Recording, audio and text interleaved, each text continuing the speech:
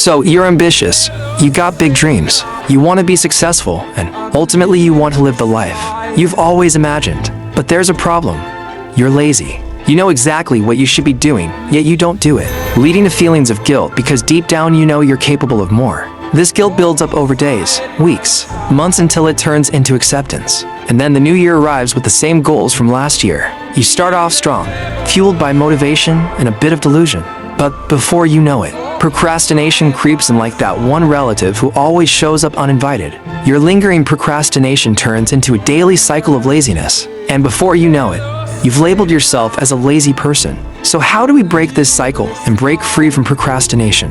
Well, there are many videos on the internet, but the majority of them only address the symptoms, like deleting social media or removing distractions. While these may help in the short term, they fail to address the real issue, the root cause behind procrastination, which can be summed up in one word: inertia. In physics, inertia is the tendency for objects at rest to stay at rest, and objects in motion to stay in motion unless acted upon by an external force. This also happens to be Newton's first law of motion, and it applies just as much to tasks as it does to objects. Getting started on any task, no matter how small, requires an initial push and some amount of energy to overcome the resting state of inertia. And this precisely is the issue.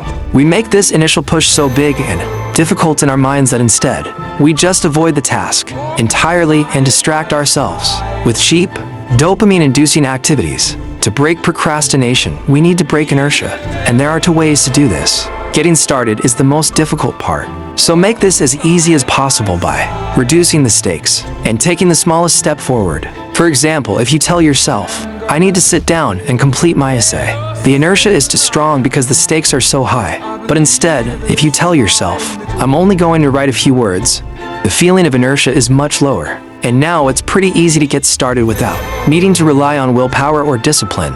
Another popular technique is the 2-minute rule.